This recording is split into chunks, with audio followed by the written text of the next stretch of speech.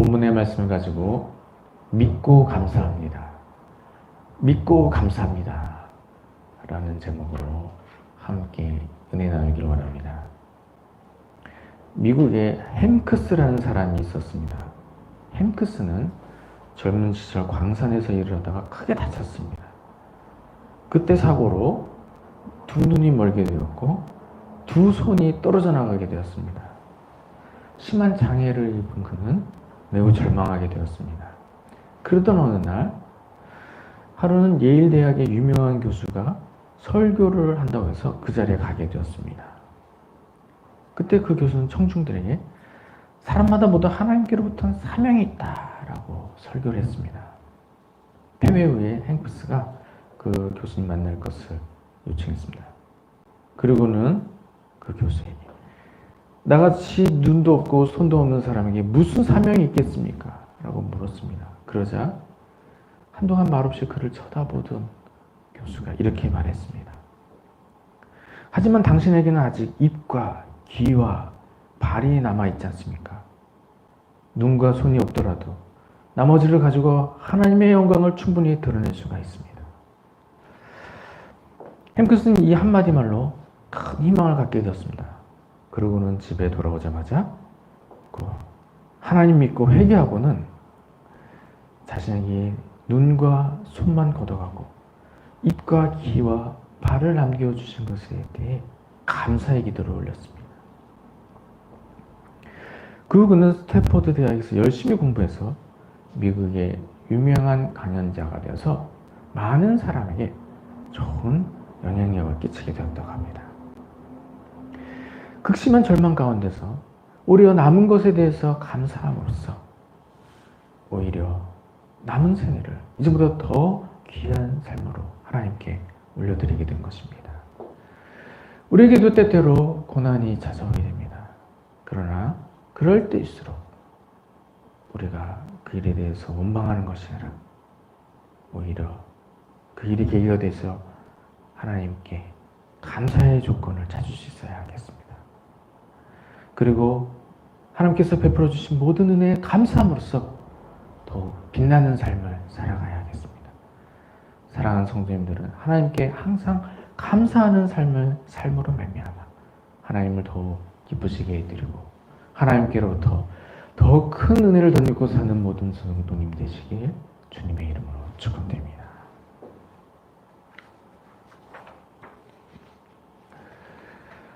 오늘 본문을 통해서 우리가 알게 되는 것, 우리가 어떠한 감사를 드려야 하는 것을 오늘 본문에서 알게 해주십니다. 우리가 하나님 앞에서 감사의 삶을 살 때 모든 일에 감사를 해야 하는 것입니다. 오늘 본문 데살로니가서 5장 18절에 범사에 감사하라. 이것이 그리스도 예수 안에서 너희를 향하신 하나님의 뜻이니라 라고 하셨습니다. 범사에 감사하라. 범사에 감사하라 라고 하신 것은 모든 일에 감사하라고 하신 것입니다. 그래서 우리가 하나님께 감사할 때는 기쁜 일에 대해서만 감사하는 것입니다. 때로는 우리 고난이 찾아올 때 그 고난으로 인해서도 하나님께 감사할 수 있어야 하는 것입니다. 또 우리가 범사에 감사하는 것, 우리가 가끔씩 감사해서는 안 되는 것입니다. 하나님께서 나에게 베풀어 주신 모든 일에 대해서 감사해야 하는 것입니다. 그래서 감사가 생활이 되어야 합니다. 날마다 순간마다 하나님께서 간섭하시고 하나님께서 돌봐주실 때 그러한 일에 대해서 부지런히 살피고 부지런히 그런 일에 대해서 다 감사해야 하는 것입니다. 하나님께 감사하기를 더욱 힘쓰며 나아가야 하는 것입니다. 이와 같이 우리가 고난 중에도 감사하고 또 모든 은혜를 기억하고 감사함으로써 범사에 감사하는 삶을 날마다 살아가야 하는 것입니다. 우리가 말씀을 통해서 범사에 감사하는 것을 알게 되는데요. 우리가 과거, 현재, 미래의 순서로도 하나님께서 베푸신 모든 은혜에 감사할 수 있어야 하는 것입니다. 첫 번째는 하나님께서 이미 베풀어 주신 일에 대해서 하나님께 감사할 수 있어야 하는 것입니다. 하나님께서 나에게 무한한 은혜를 베풀어 주시는데 그것이 은혜인 것을 알고 주신 은혜에 대해서 감사할 수 있어야 하는 것입니다. 우리에게 한 가지 안 좋은 습성이 있는데요. 그것은 100번 잘해주다가 한 번 섭섭하게 해준 일이 있을 때 불만을 품게 된다는 것입니다. 그래서 하나님께서 은혜 주실 때 100번 감사하지 않다가 한 가지 아쉬운 일 만나게 됐을 때 하나님께 불평을 하게 되는 것이죠. 그래서 우리가 고난당하게 될 때 우리가 더욱 감사한 일들을 기억할 수 있어야 하는 것입니다. 나에게 고난 한 가지를 주셨을 때 나에게 100가지 은혜를 주셨다는 것을 기억해야 하는 것입니다. 그리고 그 고난을 통해서 우리가 감사의 조건들을 찾고서 비교할 수 없을 정도로 많이 나에게 은혜를 베풀어 주신 하나님의 은혜에 대해서 더 감사할 수 있는 계기를 삼아야 하는 것입니다. 하나님께서 나에게 베푸신 모든 것이 감사한 은혜입니다. 나에게 먹을 것을 주시고 나에게 입을 옷을 주신 것 하나님의 은혜입니다. 나에게 부모님을 주시고 형제를 주시고 자녀를 주신 것 하나님의 은혜입니다. 무엇보다도 나에게 생명을 주셔서 하나님 만드신 아름다운 세상을 보게 하신 것 하나님의 은혜입니다. 또 그 가운데 살면서 하나님께 영광 돌릴 수 있는 기회를 주신 것 하나님의 은혜입니다. 이런 것을 기억하고 하나님께 감사합니다. 우리가 더욱더 감사한 것 그런 삶이 다 지난 뒤에 우리를 영원한 천국으로 인도하셔서 영원토록 복되고 즐겁게 살게 하셨습니다. 그런 것을 기억하고서 하나님의 은혜에 감사해야 하는 것입니다. 나에게 고난이 따르게 될 때 그 고난 외에는 모든 것이 감사의 잘못인 것을 기억하고 하나님 주신 은혜에 대해서 더욱 감사할 수 있어야 하는 것입니다. 독일에 바덴이라는 사람이 있었습니다. 바덴은 독일의 재무부 장관을 지냈습니다. 바덴은 모든 일을 긍정적으로 보고 매사에 늘 감사하는 마음으로 일에 임했습니다. 그래서 국가를 위해서도 큰 공헌을 했습니다. 바덴이 이처럼 감사하는 삶을 살게 된 데는 특별한 계기가 있었습니다. 바덴이 젊은 시절에 지방에 여행을 간 일이 있었습니다. 돈이 없어서 허름한 여관에서 하룻밤을 묵었습니다. 그런데 그 다음날 일어나 보니 구두가 없어졌습니다. 밤사이에 누가 구두를 훔쳐간 것입니다. 여행 중에 구두를 잃어버렸으니 구두를 다시 사야 하는데 신발이 없으니 구두를 사러 갈 수 없는 상황이 되었습니다.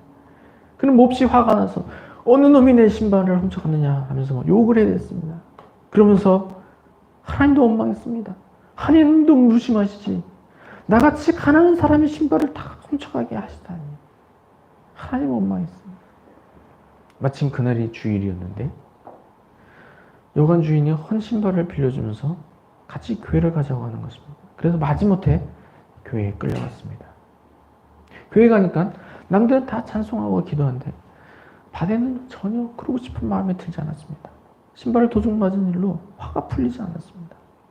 그러다가 바로 옆에 앉아있는 사람 보니까 찬송을 하는데 눈물을 흘리면서 찬송하는 거예요. 눈물을 흘리면서 막 감사 기도를 드리는 것입니다.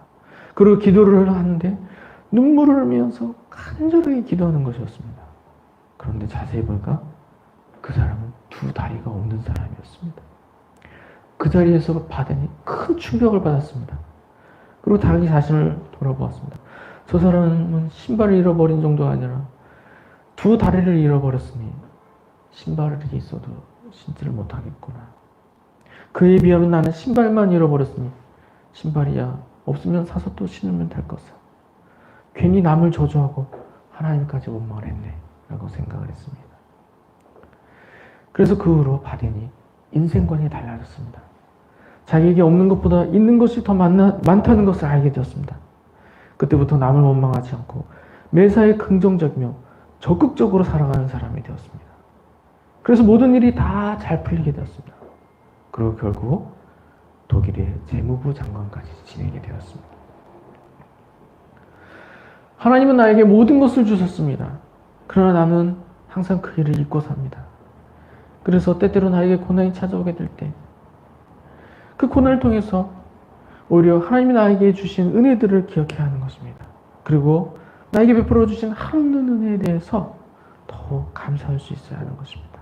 사랑하는 성도님들은 하나님께서 나에게 무한대의 은혜를 주셨을 때 그러한 일에 대해서 하나님께 감사드리며 나아감으로써 하나님께로부터 더 큰 은혜를 받아 누린 모두가 되시길 주님의 이름으로 축원드립니다.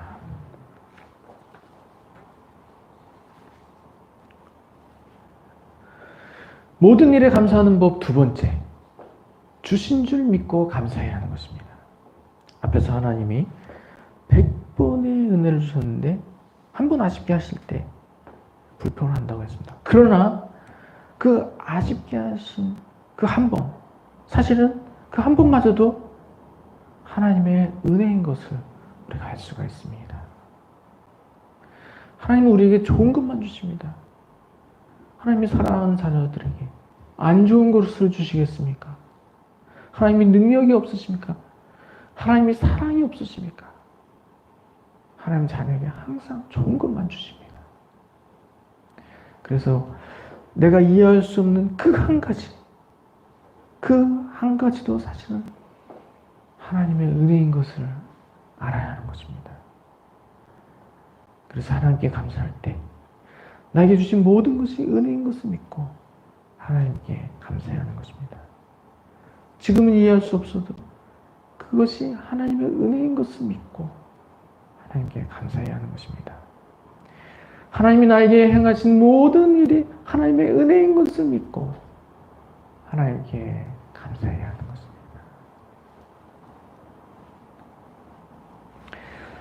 랍비 한 사람이 나귀 등에 닭 한 마리와 천막 그리고 등불을 싣고 길을 가게 되었습니다.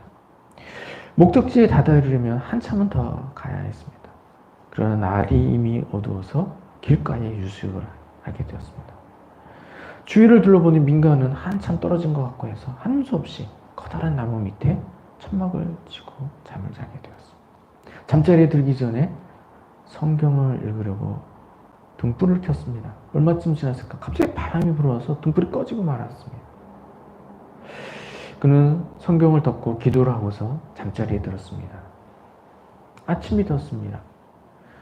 아침이 되어서 천막 사이로 햇빛이 비쳤는데 그 햇빛에 눈이 부여서 잠이 깨게 되었습니다. 그때 이 랍비는 갑자기 이상한 생각이 들게 되었습니다. 이 랍비를 항상 깨워주는 닭이 있었는데 그날 닭이 울지 않은 것이었습니다. 아니, 날마다 꽃기호 소리로 나를 깨워주던 닭이 어찌 오늘은 날 깨우지 않은 것이지? 정신을 차리고 밖으로 나가보니까 끔찍한 일이 벌어졌습니다.